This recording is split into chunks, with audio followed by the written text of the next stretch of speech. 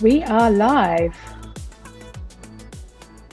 I remember in the first event when I jumped in as a participant and I could see everyone on the screen and I was in my pajamas because of the time zone and I was like, hold on, can they see me? I was freaking out because I hadn't used this platform for an event before and I was really going, okay, I'm sitting at the kitchen table having breakfast with the family. Oh no.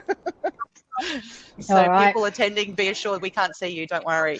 We can't see you. Now, as people are joining us, firstly, I'd like to apologise for the fact that we're slightly late. We are having the best of days. We've got COVID households. We've got school strikes in New South Wales, so kids running around. So we've got temporary setups. Like, this is as real as it gets, folks. Excuse me if my voice disappears, as now it is. So, you know what? This is what we call live, and I also think very appropriate to some of the discussions this morning around aspirations versus reality. Still got a long day ahead, Elle. It's not night yet. Can you tell? I've had about 3 hours sleep, so I'm ready for bed. And in fact, Alex H, as we've got two Alexes today, is actually already on night. So who knows what will happen? This is true.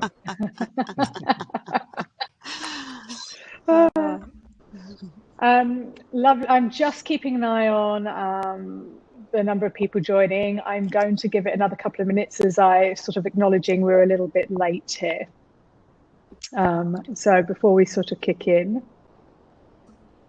we'll just see how it goes. Alex H, what time is it? Is it 10 p.m? You're in Austin, aren't you? I am. It's 8 p.m. I just got done working. 8 p.m. And here I am. Wow. Yeah. 8 p.m. Okay, a lot better. That's not too bad. Of course, you wouldn't be working at this time. It's only for us. I don't know who works this late, right? Here I am wide awake, but it's okay. We've got the lovely Doug who said he's having issues connecting to the event. It may be his security system. So I'm just. Doug's just joined. I can see he's on. Perfect. Yeah. Doug, welcome. I'm glad you made it in the end. All right, I am going to start sort of slowly but surely. Oh, there you are, Doug. Yep, quite right. I will talk very, very slowly as we sort of start this. But firstly, welcome to my delightful community, or our delightful community. For those of you that don't know me, I'm Elle Green, and I'm the very lucky VP of this community. I'm very thankful to be able to work with you all.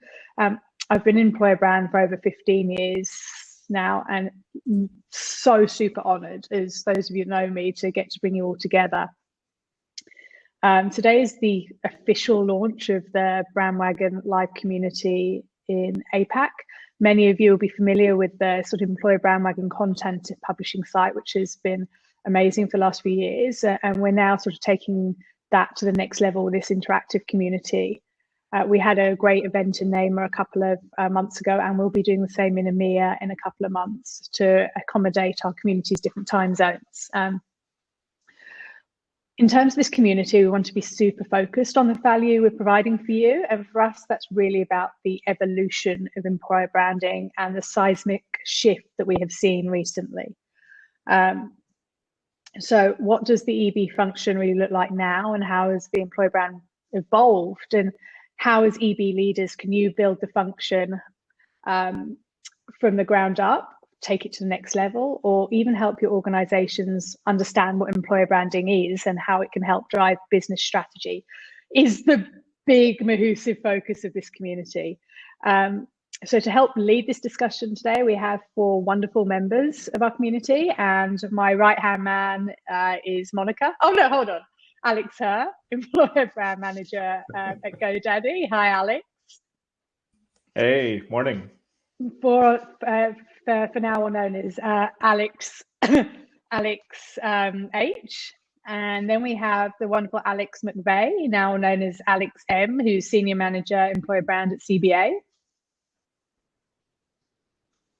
We have Liz Weeks, who Liz and I have actually known each other for, I think, 15 years or something utterly ridiculous, who is APAC Recruitment Manager, Marketing Manager at Amazon.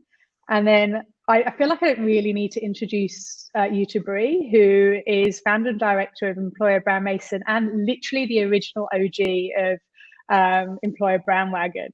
So, of course, we had to launch in this region with Brie at the helm. Can't leave me out.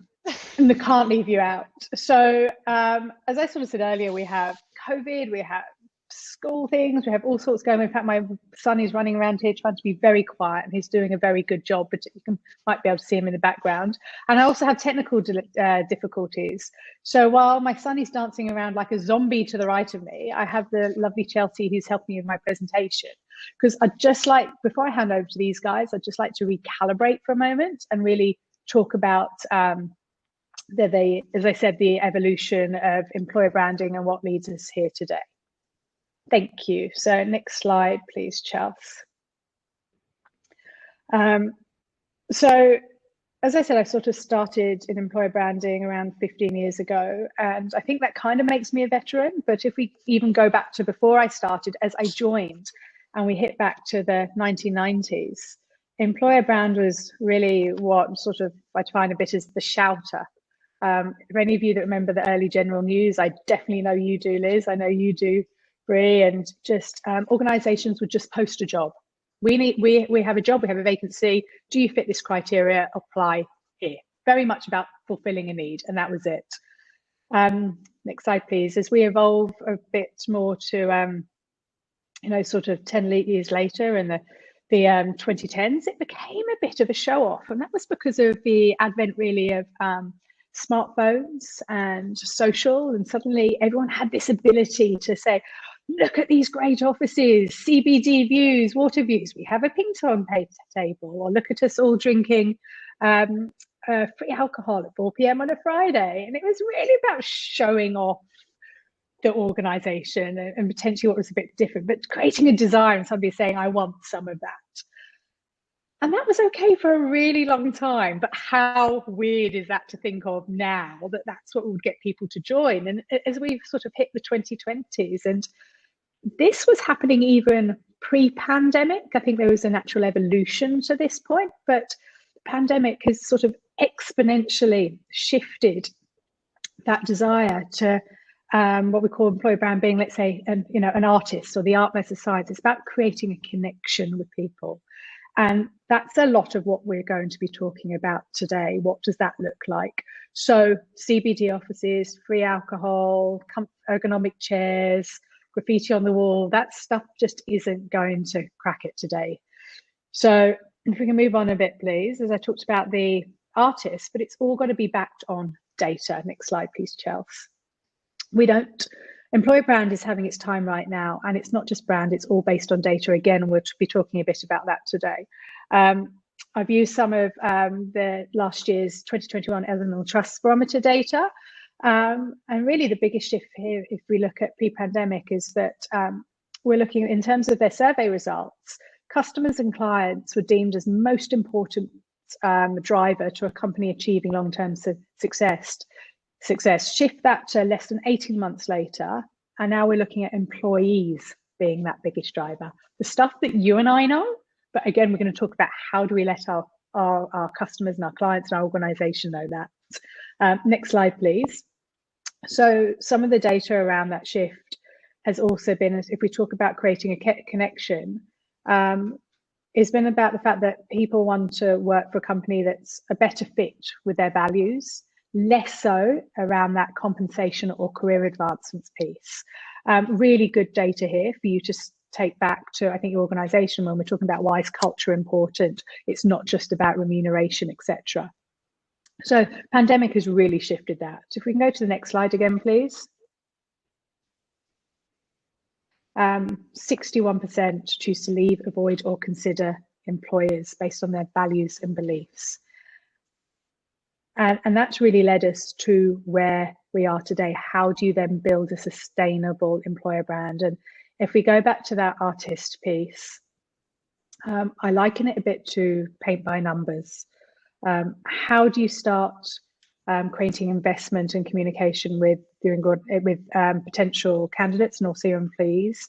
You need to look at communicating that culture piece and tell your story often from different perspectives, because we know that advocacy is a long-term strategy. So why paint by numbers?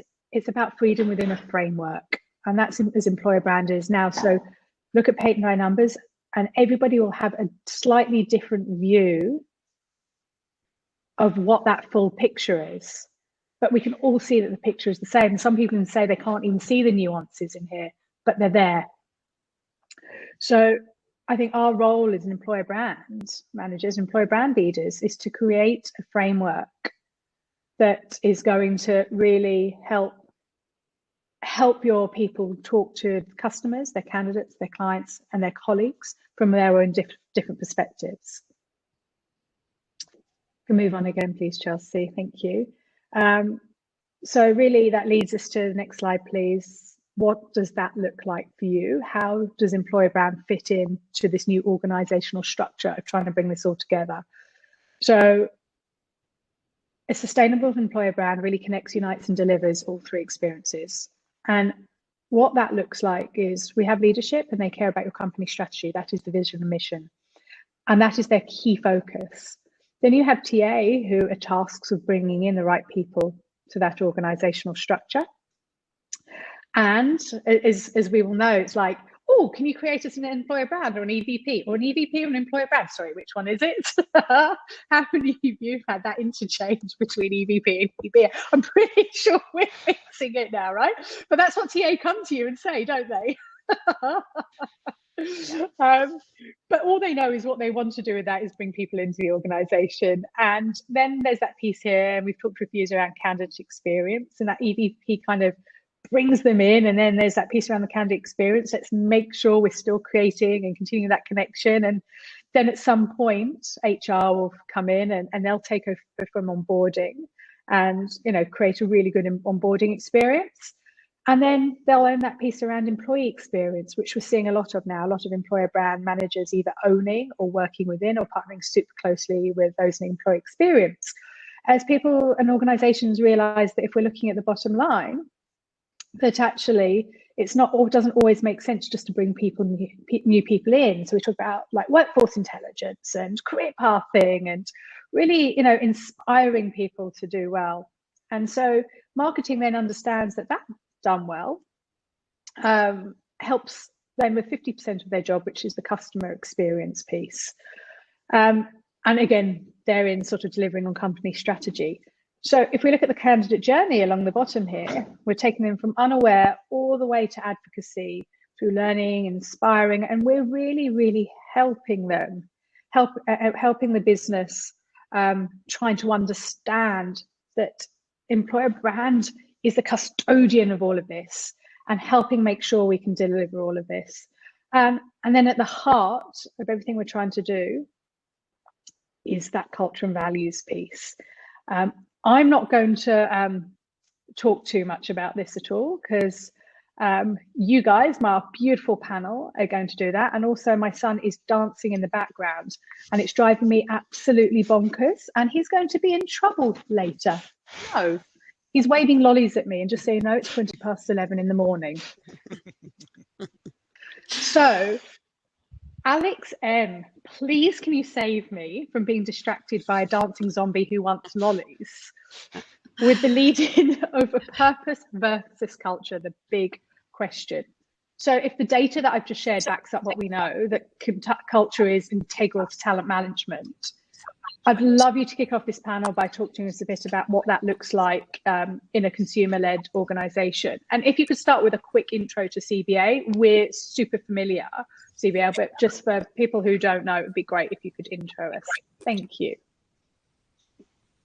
Sure. Thanks, Elle. Good luck with the dancing zombie and the lollies.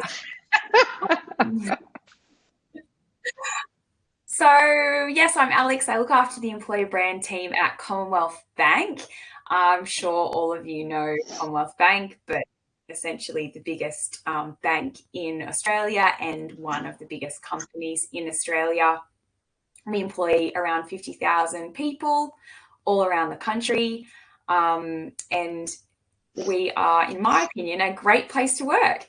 So I'm very lucky. I've got a team of 6 amazing employer brand professionals, which is quite unheard of in the Australian market. So we're super lucky that we've got a lot of investment, especially from our TA leader, James Elliott, who really understands the value that we can bring. And we look after everything employer brand from a group level, as well as having a few amazing specialist marketing managers within our team that look after some of our priority job families for some of our hardest to fill talent segments. And I think, Elle, you kind of mentioned before that some people in employer brand have a bit of a, different remits. I think it's kind of important to the context of what I'm saying today to explain the remit of my role. So our team is responsible primarily for attracting external talent to join Commonwealth Bank. We're not involved really with the employee experience or anything like that. And I think that is quite important in terms of what I'm going to talk about. We're also responsible for internal talent as well, but there are other people involved in that. So we're responsible for kind of the messaging and the brand, but the strategy sits within another team for internal mobility. So the question at hand, purpose versus culture. I think this is a bit of a big one, and we had quite a robust conversation about this the other day, Elle. Yes. Yeah. Couldn't be more timely. I just have found in the past few weeks, this has been the point of conversation that I've had with a lot of people. And for us, we've just finished a huge group-wide project around purpose, launching our new purpose, our new values, our PVP, and we've introduced a people promise, which is quite interesting. And Lauren, I believe she's on the call. Hi, team. Was really closely involved with that project. And yesterday, Alex, can I just confirm your PVP, people value promise or proposition? Yes, a people value proposition, which I love, by the way. Closely aligned to our employer value proposition, but isn't quite the same. And the reason, the kind of difference there, as we explain it, is that the EVP is the PVP plus. So it's everything that our internal employees get, plus a few things that we need to be more specific about with the candidate audience, because the pre-employment drivers, we believe, are slightly different to your post-employment drivers. Once you join, the things that keep you at the company aren't necessarily the things that make you join the company in the first place. The reason we believe that is because there's a lot of misconceptions about working with Commonwealth Bank that we need to address. So, for example, a really obvious one, flexibility. I'm going off track. I'll go back on track. That's what a live panel's for. You can. People, there's a lot of misconceptions around our culture, and so we need to address those slightly differently with the talent audience than we do with our own employees, because it's kind of a given once you join. Anyway, that's our. No, that was super interesting, actually. And it is interesting. H is going to come back to that later. I can see it on his face. Okay. No, I like that. It's like you're flying. It's like regular companies give you like basic economy, right? And then you're automatically upgraded with the PVP to like first class or premium comfort. That's good though. We'll have to talk more about it. Well, I love it. And I've got Lauren on the call too, so I don't know if she can even speak, but she can. She's the expert within my team on that stuff. So back to purpose versus culture. So my view on this is, and I think everyone will pretty much agree, it's not purpose or culture, it's purpose and culture, and how they work together to make us a workplace of choice. And that the purpose really drives, or should drive, the culture. And if that works well, you'll have a good offering.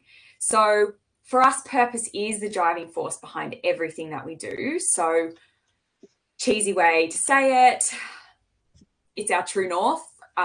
It's a critical part of any business strategy. And I think recently we've really nailed that. I think that where we've gone with our purpose is much more in line with something that would be applicable and valuable to an external candidate audience. But when it comes to our team's approach to EB,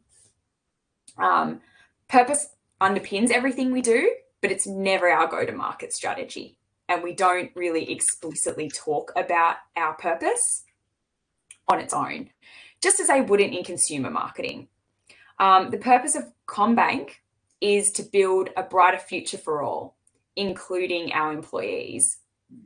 But as I mentioned, there is this desire to talk explicitly about our purpose and make it front and center in market and have it as the hook for talent. So when we're talking to a lot of our leaders, within our marketing, they want purpose to be that front and center. And they're very, very invested in that message, and with good reason. It's very, very important for our business. But unfortunately, talking about it in that way isn't resonating with our candidates.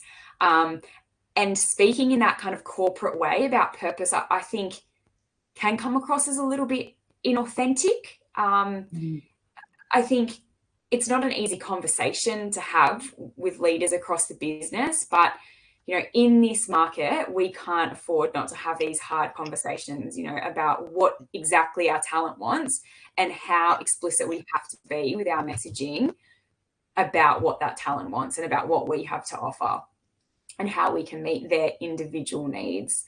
If we want to stop the scroll, So what is important then is how that purpose plays out to create this culture that's desirable for both our current employees and future employees. And it's really important a candidate knows what we stand for, but it's more important that they see themselves fitting in at a company that aligns with their personal needs and desires and expectations. And so in practice, our purpose feeds into our workplace and management ethos, which feeds into our culture. And how this plays out for us is in the 5 pillars of our EVP, which allow us to amplify those elements of culture that are really meaningful and desirable to our candidates. So take, for example, one of our pillars, work in a way that works for you. So this talks to flexibility in all forms, not just remote work. It's about truly trusting your employees to deliver outcomes, not face or screen time. And we're truly building a brighter future for all of our people. So that's our purpose in this instance by walking the talk around flexibility, which is the proof point and what we can take to market. So this is a really tangible example and probably one of the most simple to bring to life. But I think if we kind of look at that, purpose is the high level message, but the proof points is what we're kind of focused on and the culture and how it comes to life, then we can see the importance of both. The other thing about purpose is it's about us a little bit more and not so much about you. And, what I wanted to share was something that I saw this morning, which is very similar to what Elle talked about at the beginning of this conversation, which we had a little bit of a laugh about. Great minds, Alex. It was shared from Chelsea Howard, and I saw that a couple of other people probably on this call also liked this post. So she's over in Canada, about the way the EB space has transformed over the years. And, this kind of purpose idea of it all being about us, if we were to focus on that with our candidates, it's a bit retro, it's a bit 90s. And not in a good way, like not in a butterfly clips and hoop earrings comeback way. So, I felt as though this really nailed it. And I was looking at it kind of going, what is it about this that really kind of says, why does this work? And what is the difference?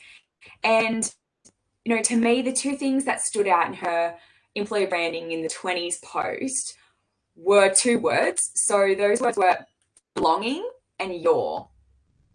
And I think that's, no matter what your purpose, if it doesn't feed into a culture that fosters belonging and people first, it's just not going to fly in 2020. So that was it from me. On to the next fabulous. Alex, that was superb. Thank you so much. I have some questions. I have noted them down, parked them. If anyone has any questions, feel free to pop them into the chat, or pop them. We will definitely have time for questions at the end. But that was super awesome, Alex, and I love that share as well on that final slide. And I think this is a really good segue into Brie, what we're sort of what your area of expertise is right now. And if we're talking about, Alex has talked about bringing people in, the PVP versus the EVP, so what brings people in versus what makes them stay and all of that good stuff. So you help a lot of organizations as consultant build their employer brands now. And all of us understand that it's crucial to understand the lived experience versus the promise. And we've always talked about the gap analysis, and I'd be keen for you to share with everybody what you're seeing in the market in terms of the gap between the view of leaders and the reality of an experience now, because we are so connected, disconnected leaders, disconnected from employees who are disconnected from their colleagues. I'm going to imagine it's incredibly difficult to articulate that now. And also, what we really want to know is, how are you as an external consultant having those conversations with your clients, the hard conversations, that it's not what they think they need to do, that they actually need to do? Thanks for that, Elle. You're right. And I have, I guess, since the pandemic has hit, I've been in a really fortunate position where I have been able to support a number of organisations in running their employee research to help them really define their value proposition and their attraction strategies, which is really exciting. Yay, that there's some support of this increased level of support for organisations to finally build an EVP. So finally, they've got the support, the funding, the investment to make it happen. For others, it's a much needed refresh because of all the changes of late. But I'm definitely seeing that talent acquisition and retention has, I guess, fast become one of the biggest issues for organisations, as the impact of empty seats on business performance is becoming really real a few years into the pandemic. I guess doing this research to define your value proposition has been seen as a nice to do previously, but I'm seeing now that these projects have become viewed as critical in many organisations, where a lot of other projects are being paused. It's quite the opposite, where leaders are really pushing for these to happen, sometimes against the will of TA leaders, talent leaders, employer brand leaders within organisations, who are kind of going, this doesn't feel like the right time right now to be doing this, because there is a, I guess, misalignment there. But I think the reason why, and why leadership are really pushing for this, is that, if you think about it right now, in Australia, there are more open job vacancies now than there ever has been before. It's kind of well documented, but it's a crazy fact, right? There's more open role vacancies, so more choice for talent than ever before. And it's the lowest levels of unemployment here for well, it has been for decades and decades. That, coupled with, I guess, lack of international mobility, which has been restricted, has made it hard for organisations to compete. And now it's not about, I guess, how do you get your jobs or organisations considered? It's how do you even get your jobs actually ads even read, or get in front of, I guess, talent when there's so many choices and opportunities. So EVP is being touted as the solution, which frustrates me, because, as we know, it's not the solution. It's one part of a much bigger solution, and something we need to be working on. You mean it's not a silver bullet, Brie? No, it's not the silver bullet. I remember 10 years ago talking about this at conferences, going, EVP, the silver bullet. No, it's not. It's a set of marketing messages, well-formed and really understanding of what's going to add value to individuals. And so it's having to work with organisations to educate them, and having these poor TA leaders and talent leaders pushing back and educating their organization, who have now jumped onto this new thing called EVPs that they need to be doing, which with, I guess, a limited understanding of what it actually is. I guess people are being faced with some, I guess, the projects, those who are leading these projects are really stuck in quite a sticky situation, a tough situation right now. And I'm there with them and having some hard conversations with leaders. I guess the challenge and the reason why these issues are existing is there's such a big difference now in, I guess, employee needs and in particular probably wants, more importantly, and the reality of the employee experience in many organisations right now. And taking a step back, I guess rewinding, organisations have really spent the last, I'm going to say, half decade really focusing in on the employee experience. We've seen the new roles being created that we're really focusing on really crafting and nurturing a strong experience for their people. I guess the tech industry really paved the way to show how amazing benefits and perks and offices and environments, how that could really be done. You have startups who have really shown how culture can become a true differentiator to attract and retain talent. But thinking about this, I guess the fact that most of us have been working remotely, talent haven't been able to really leverage or benefit from a big part of that employee experience that was created. And I guess as humans, our fundamental values have changed significantly over the past few years. I guess we've faced an existential crisis, and we've really had a few years to stop and think about what is most important to me. What do I need in my life to support and to live this life I want to live? I've got so much more choices now here. Am I in the right place? Am I as happy as I could be? And work might not necessarily be the thing that's, I guess, causing that dissatisfaction, because there may be just dissatisfaction in life. Like, I'm bored. I want to go out and about and get back to living and traveling. And all I've got is work, right? So you can understand why people are in this state of kind of so, right? We're just kind of going along, it feels like. And I think people's needs and wants have really, really changed. I think the last few years have taken their toll on people and on business. And I'm hearing firsthand now in all this employee research how, I guess, people have lost quite a bit of energy and enthusiasm, probably even engagement with their work that they were doing. They've lost a bit of loyalty and connection to the organisation and the organisation's purpose in some cases as well. And as you dig deeper and try to uncover why, and I think it's really because, I guess, people aren't physically surrounded by their workplace. The organisation can't wrap its arms around people as much. They're not in these amazing environments where I think the people, which are a huge part of what an organisation is, and the stickiness that, I guess, why people stick around in many organisations and why they get a lot of the joy out of their day to day is around that human connection. So I'm feeling it and finding that people have lost a bit of connection with their organisations and probably that sense of belonging, because it's really hard to do that remotely. So I think then that employee-employer relationship has come a lot more transactional. It's meeting a need, but it's not necessarily filling our buckets as much as it previously did. And when I'm working with companies and trying to define their proposition, I'm finding I think when a lot of people are still remote and choosing these policies like support hybrid working, it's hard to differentiate that experience and therefore your value proposition when kind of the experiences are somewhat similar-ish now. And now, I guess now more than ever, organisations need to treat humans like humans and not resources. And I think thinking about everything that's going on in the world, be it locally with, I guess, the flooding we've had here, obviously COVID, thinking more broadly, abroad, obviously with Ukraine, I think there's these experiences all having transformative impacts on that relationship we have with employees and how we're able to disconnect our lives. So this work life and our home lives and personal and community lives. It's harder now because I think the lines are blurred.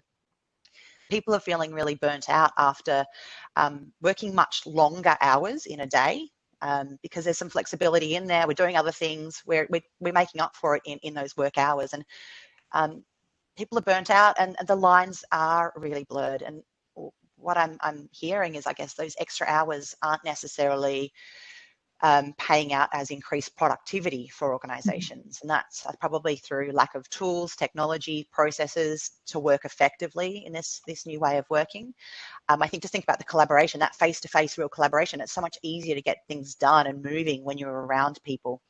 And I think as well, I think a big one, I'm working with a global law firm, is that I guess that development that you get on the job for being around people, and I know myself being surrounded by amazingly intelligent, awesome people, you're learning and growing through that, and you can then apply that to your work and be more effective. So I think people working a lot harder, they're not getting, I guess, that payback, which is this greater productivity. They're probably working hard to get the same level of work done. And Hey, I think Brie, many quick question for you. Are you seeing the same type of issues like with an all remote company versus one that has gone back, RTO, return to office? We don't have too many organisations in Australia, and definitely know the clients I'm working with aren't completely remote. Most companies have gone back to some level, some kind of hybrid type working, or some trying to work out still what they're doing. They fumble the way through. So I can't actually talk confidently around full remote. Alex, and perhaps you could actually, because I think it's more, prevalent within the US there. I'm within your organisation. What are you seeing? Actually, yeah, I think that's actually a good one for you. Yeah. I'm sorry, what's that? Can you comment on that?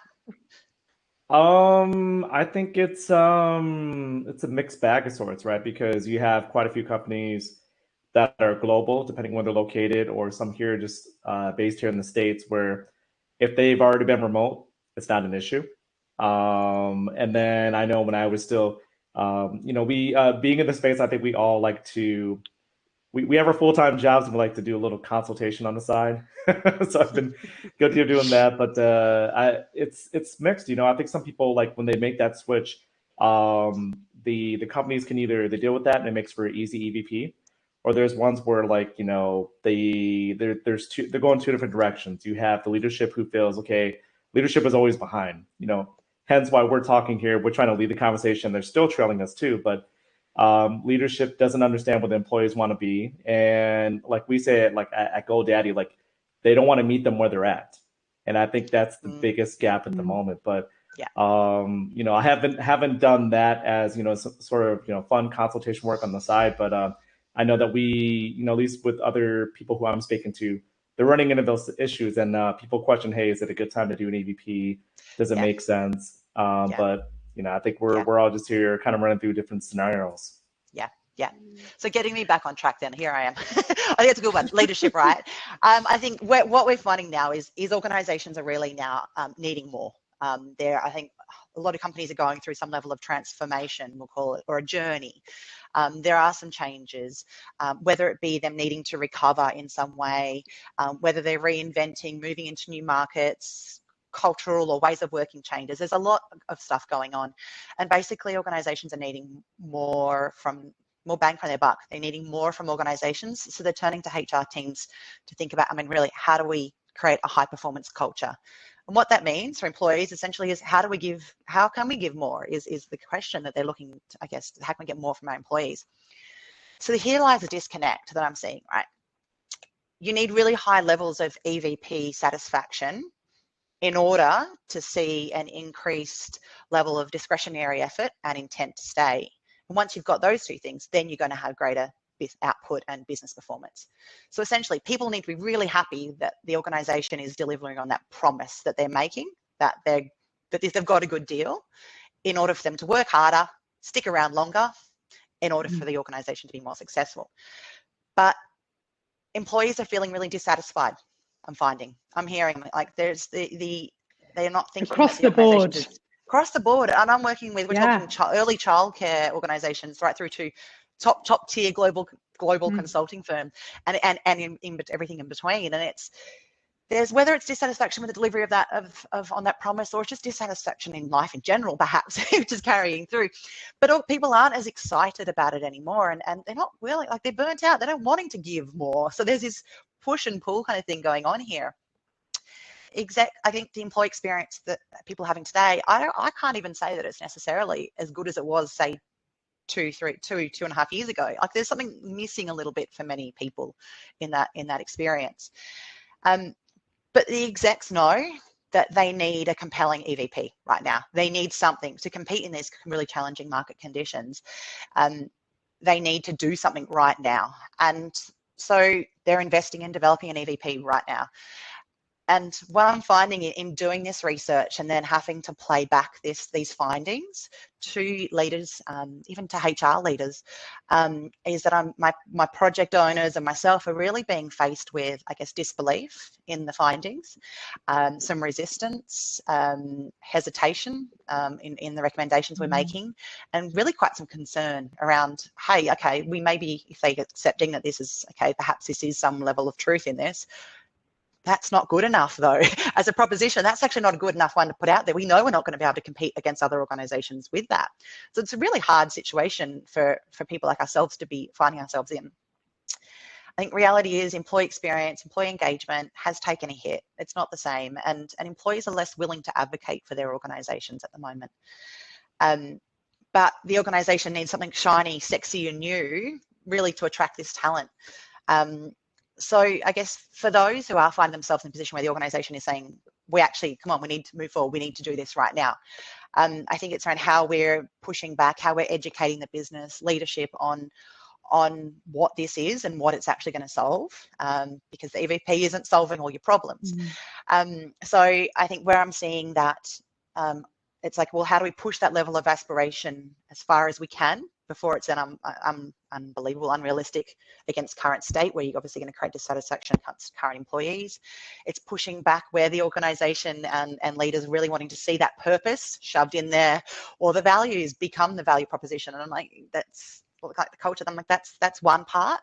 But as Alex, you were talking about, what attracts people to an organisation isn't that. It's what will keep them. So it's how do you kind of making sure that that proposition is staying true to talking to the needs of employees as opposed to boasting about what the organisation is.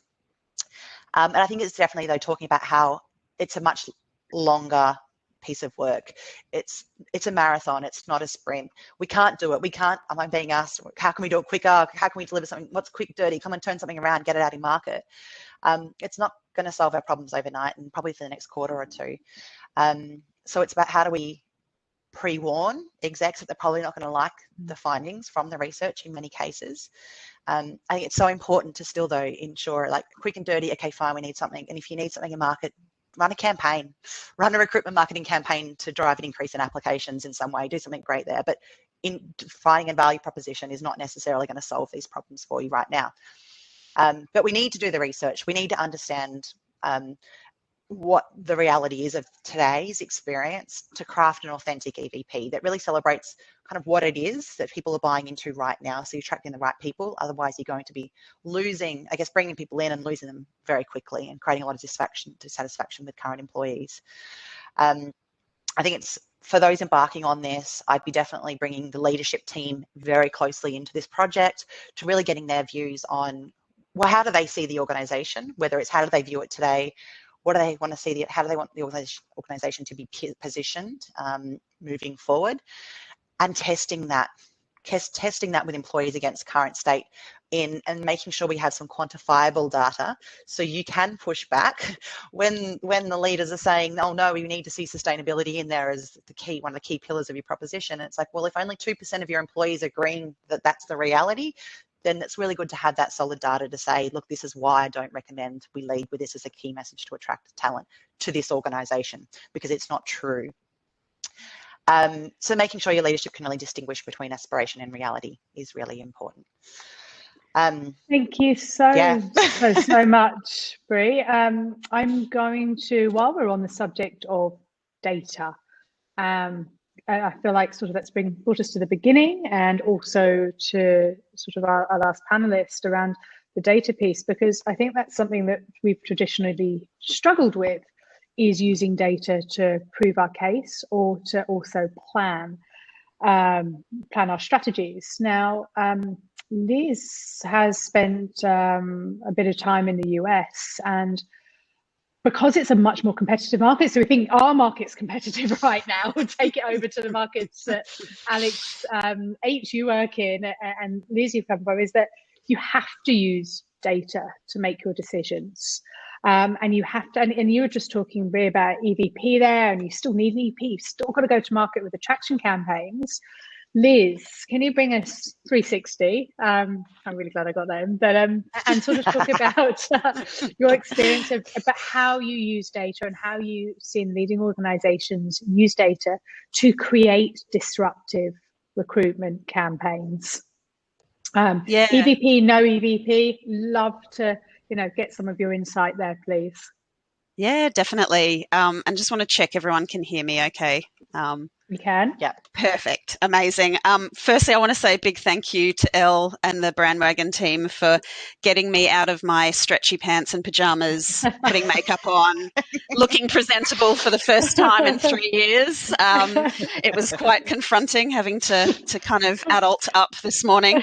But it's interesting. Like I feel like just listening to Alex and Brie, the themes that keep coming out is the shift that we're seeing. Elle, I think you touched on just how old I feel, but, moving from that real kind of employer-centric to the candidate-centric, I think we're kind of moving now. It's really that relationship-centric style of recruitment and being able to kind of bring meaning to your employment. And interestingly, when I look at all the experience that I've had around companies that are disruptors and using technology and data to disrupt, the thing that actually makes them disruptors is the fact that they identify the importance of the human element in everything. So, the simple part of really trying to understand your audience. And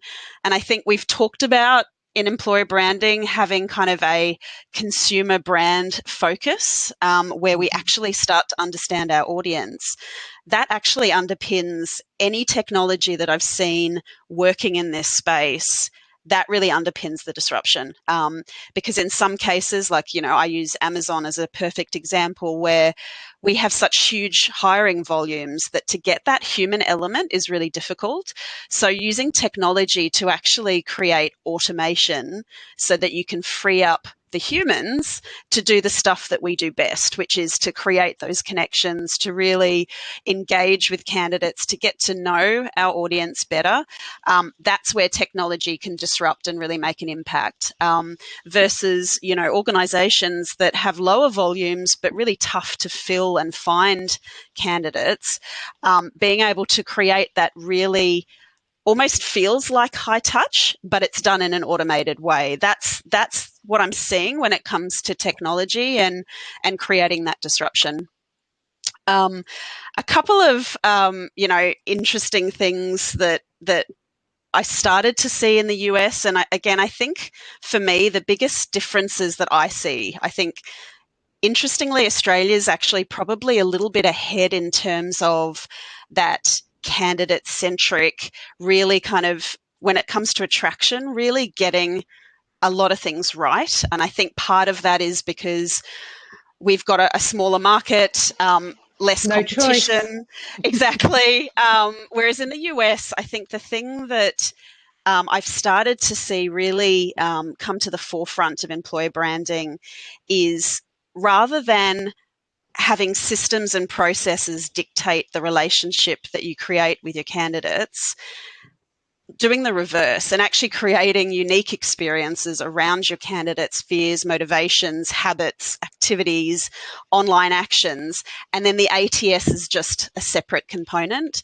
And I think unfortunately in Australia we're still letting our, in some cases, chunky, clunky systems and processes that have been in place for many years change the way a lot of candidates can engage with our brand. So all this wonderful stuff that Alex and Brie have been talking about, companies really trying to understand their purpose, their vision, their brand, can kind of fall short once you start the application process and it takes 4.5 days and you've got to somehow, re-enter everything in, or you do an assessment that actually has no connection to the role or to you. And then through the point, you're kind of slowly getting more and more of a view as to what that organization's like. And also we see a lot of drop-off rates there, don't we, Liz? Totally. I mean, you must see that, where it's just like, I kind of want this job, but I don't care that much, or the apathy, or haven't got, as Brie you were talking about earlier, the energy to go through that process right now. Exactly. And also the kind of impact that it can have on a company's brand. Like, I was astounded that when I kind of came back to Australia and I was, back out on the market and applying for jobs, the amount of times that I didn't even get a return email back. I didn't Stop even it. get and it honestly, not even an automated response. So How's it's that like possible? I know. It's things like that, and for me, that's one of the huge factors that plays into any strategy at Amazon, because most of our candidates are also our customers. The kind of impact that they can have on a long-term brand, especially when, in a lot of cases you start to recycle, your candidate audience, you get kind of boomerangs or families and friends, because we are such big, employers in the markets that we operate in. Those small things can make such a big impact. Yes. So, I mean, a couple of things, I guess, just touching on some of the kind of disruptors that I was seeing in the US that I would love to see more of in Australia. And again, I think everything has been underpinned by what Alex and Brie spoke about, and also Elle, what you were talking about, which is we're now in a situation where we really need to understand our audience. We can't just rely on, free mini bars, great, lobbies with free gym membership. We actually need to start to look at what our candidates want and need out of an opportunity, a career, and then how can we actually offer that to them? Do we offer that to them? What are the things that we can offer, and how do we make it be meaningful for them? I think two companies to me that have started to really look outside of that box of, what we can offer from a physical environment, like Airbnb and Netflix, with some of their things that they're bringing in around working from anywhere in the world. That is a shifting, message, if ever I've seen one, which is we're no longer really offering anything different when we say work from home. We're actually going to take it one step further and say we'll let you work from anywhere in the world. I think also Netflix with Liz. Oh yeah. I was just going to because I loved what you were saying, I think Airbnb and Netflix, and I was going to open it up again quickly, because I think what we were talking about earlier as well, it's also really hard, like, Alex, Brie and Alex, you were just discussing it, work from home, fully remote, hybrid. There's a big topic.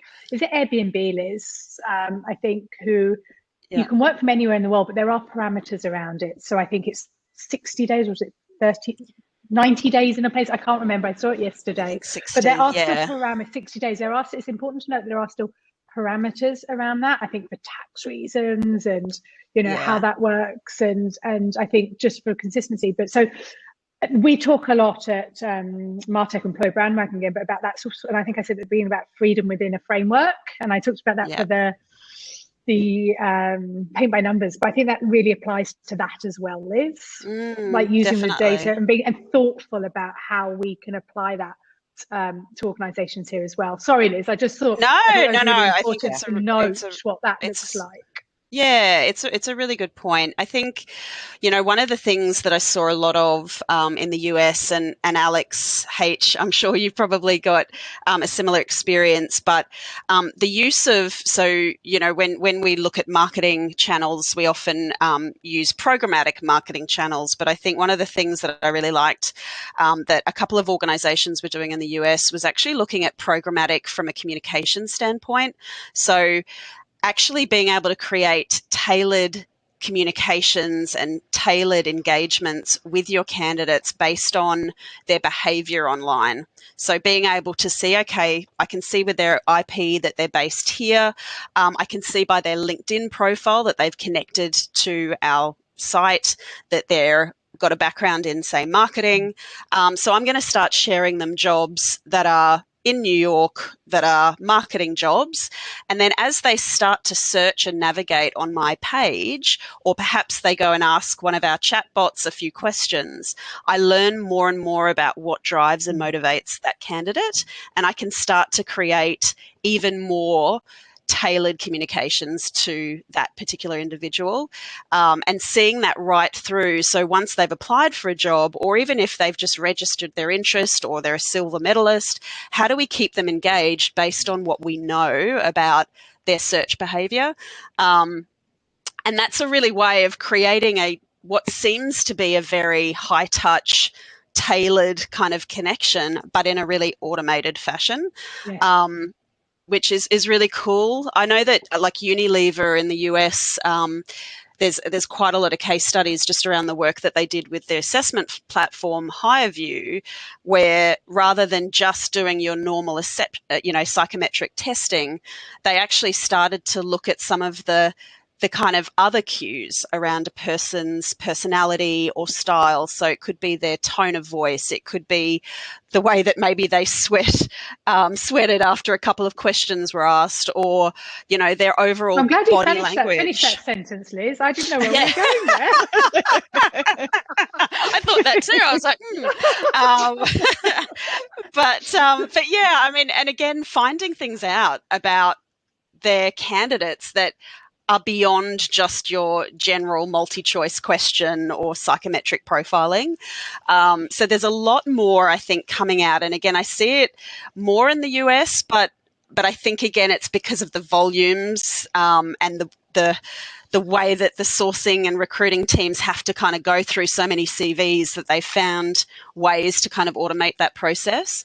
And I know we're on time, but the other really cool thing that I still scares me a little bit, but there's actually a couple of tools that when you start to do sourcing for a particular role, rather than it just creating like a stack or a slate of candidates, there's a couple of AI-based tools that can start to rank the candidates based on their propensity to leave. So, and what it does is it takes your LinkedIn behavior. They flag flight risks. Exactly, and start to stack it. So on the reverse, as an organisation, you can work it out to find out which employees you need to maybe focus engagement on. But from a sourcing perspective, it can create a really nice, simple way of working out who are the best people for you to talk to first that might be easier to convert. So, yeah, there's some really cool kind of pieces of technology. But as I said, it's kind of all having the candidate and the personas driving the disruption.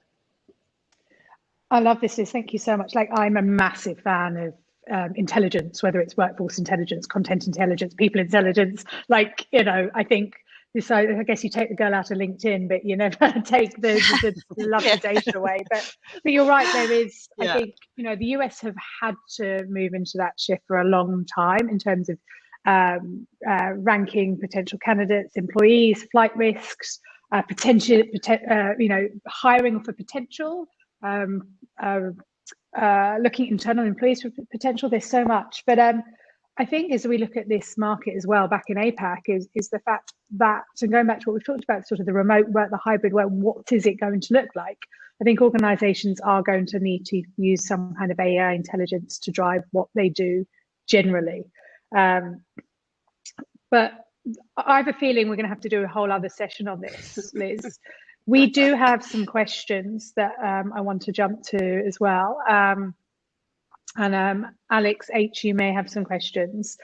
We are at time, so I want to just ask the panelists if any of you need to drop out, please do. But I would like to address a couple of questions as we've still got some people left on the live chat, if that's okay.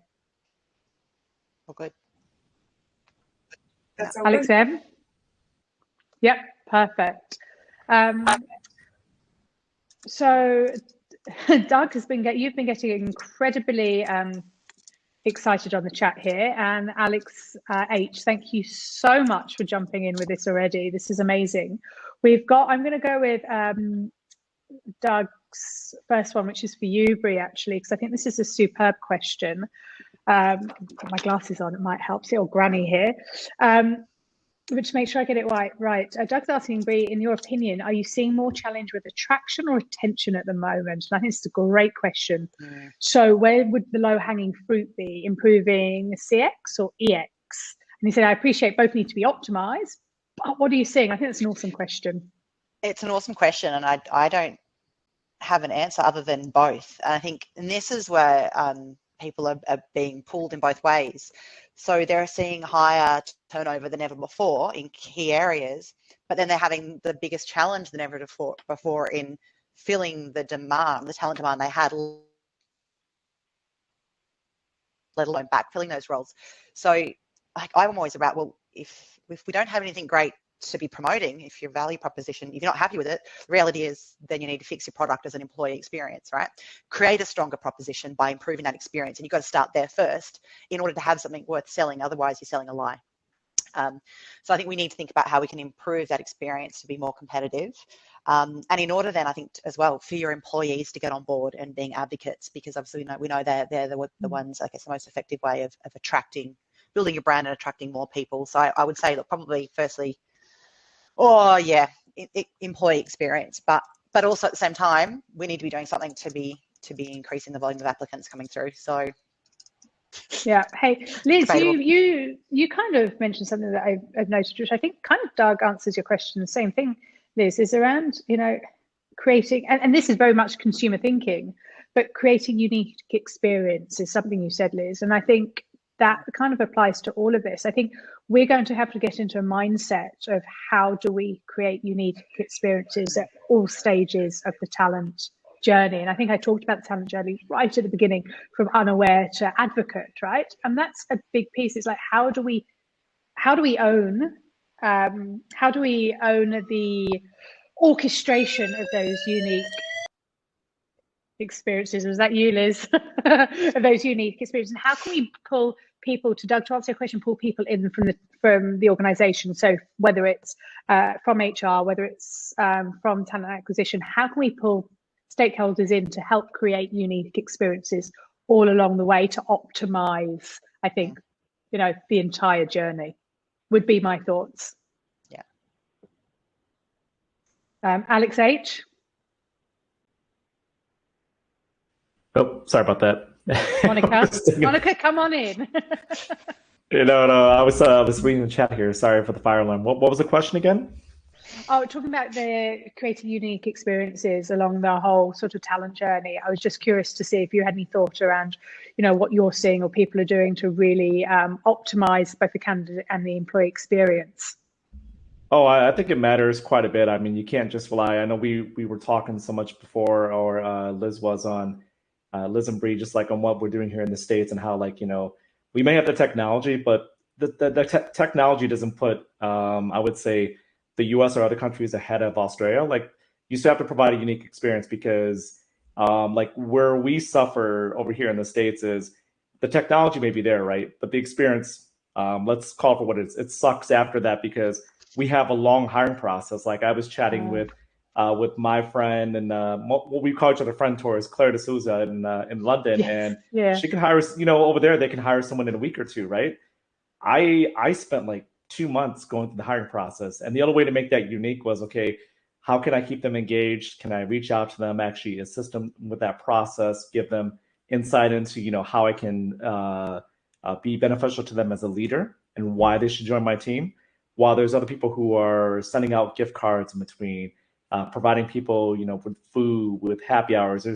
You've got to go out and do so much more. And it's going to vary from region to region, but I know specifically here in the US, and then we have our troubles with GoDaddy, even in other countries, like each their own, but you have to provide something creative and that's going to really stand out in that local region. Yeah. Hey, I feel, guys, what do you think about, I would love to do a collaboration piece with all of you guys. I think this is such a great question and great topic around how we can kind of perhaps improve these experiences. So conscious of everybody's time, but I'd love to do a bit of a follow-up. We've recorded this session anyway to share. As always, we'll have some snippets questions out. But I think it would be great if we could do a bit of a collaboration piece, deep dive into some of the questions, and probably just maybe iterate some of the key points on here if you're all open to that. Absolutely. Sure. I feel like next time I do this, I'm going to have to do a 2-hour session. Brie, you've already written an article on some of this, which is amazing. Alex, Liz, let's get on to this. Let's deep dive a bit more. Thank you so much for your time. Alex, as always, I love having my moniker here. Anytime, Dax. And actually, Alex and I are going to be together in the UK at the same time in July, which is super exciting, talking about in-person and experiences. But, thank you so much. Thank you for putting up with the zombie suns and tech issues and fire alarms and, taking it back to the real experience, the lived experience. Thanks, everyone. Thanks for having us. Thanks for having us. Thank you. Bye, everyone. Bye, guys. Bye. Yeah.